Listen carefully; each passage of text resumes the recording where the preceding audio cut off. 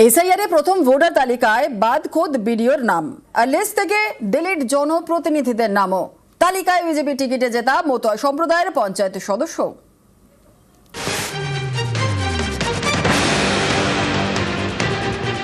শনিবার প্রথম ভোটার তালিকা প্রকাশ করেছে নির্বাচন কমিশন।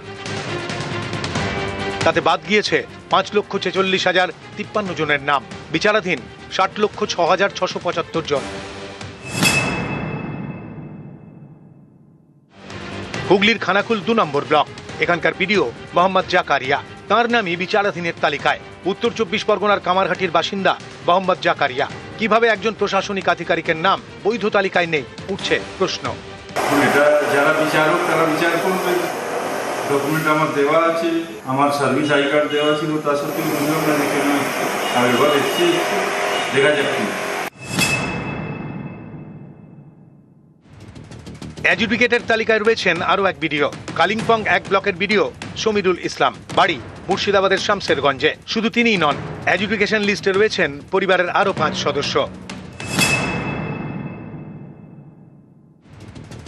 ওয়াসিমুল হক আসানসোল পুরসভার ডেপুটি মেয়র, এসআইআর তালিকায় তাঁর নামও রয়েছে বিচারাধীনের তালিকায়।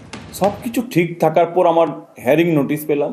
আমি হ্যারিং নোটিশে সেই সময়টাতে আমি হায়দ্রাবাদে ট্রিটমেন্টে ছিলাম, সেই কপিটা পাঠিয়ে আমার ঘরে আমার রিলেটিভ গিয়ে সেই সমস্ত ডকুমেন্ট জমা করেছে অথরাইজেশন দেওয়ার পর। তারপরে দেখছি এই লিস্টে আমার জুডিশিয়াল চলে এসছে না, খসড়া তালিকায় নাম ছিল। খসড়া তালিকায় নাম ছিল। আমার বক্তব্য যে ইলেকশন কমিশন কি করতে চাইছে, ইলেকশন কমিশন একটা রাজনৈতিক দল হয়ে কাজ করছে, একটা প্রমাণ। উত্তর 24 পরগনার নৈহাটি, এখানকার 4 নম্বর ওয়ার্ডের কাউন্সিলর রাজেন্দ্র গুপ্তা।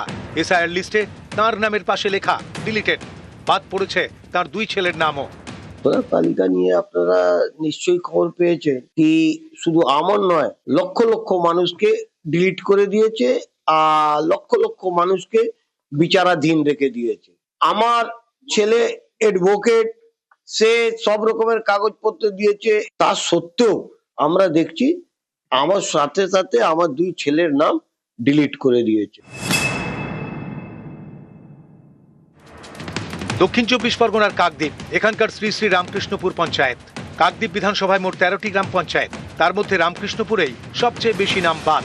এই পঞ্চায়েতের 3 সদস্যের নাম ডিলিটেড, বাদ পড়েছে পঞ্চায়েত সদস্যের স্বামীর নামও। তাদের প্রশ্ন, শুনানিতে যাবতীয় তথ্য দেওয়ার পরেও নাম বাদ গেল কিভাবে? এখানেই জন্ম, এখানেই সমস্ত কিছু, আমার পড়াশুনোর ডকুমেন্টস, এবং প্রার্থী হিসেবে যখন আমাকে নির্বাচিত করা হয় সমস্ত একের অধিক সমস্ত প্রমাণ দিয়েই আমি এইখানে এই জায়গায় এসেছি। এসআইআরে যখন আমার সমস্ত ডকুমেন্টস নিয়ে ডাকে তখন কিন্তু আমি সমস্ত ডকুমেন্টসই নিয়ে যাই। এমনকি আমার হাজব্যান্ডের ফ্যামিলিতে ওরা 4 ভাই থাকা সত্ত্বেও ওদের সকলের আছে, কিন্তু আমার হাজব্যান্ডেরটা নেই। কিসের জন্য কেটেছে নির্বাচন কমিশন সেটা তো আমি তো বলতে পারবো না। সব কাগজপত্র আমি জমা দিয়েছি, এটা তো চিন্তার বিষয়। এবার আমি সব যাবতীয় সব ডকুমেন্টস জমা দিয়েছি, ডকুমেন্টসগুলো জমা দেওয়ার পরও কিসের জন্য কেটে গেছে এটা তো আমি আর বলতে পারবো না। এটা নির্বাচন কমিশন জানে কিসের জন্য কেটেছে।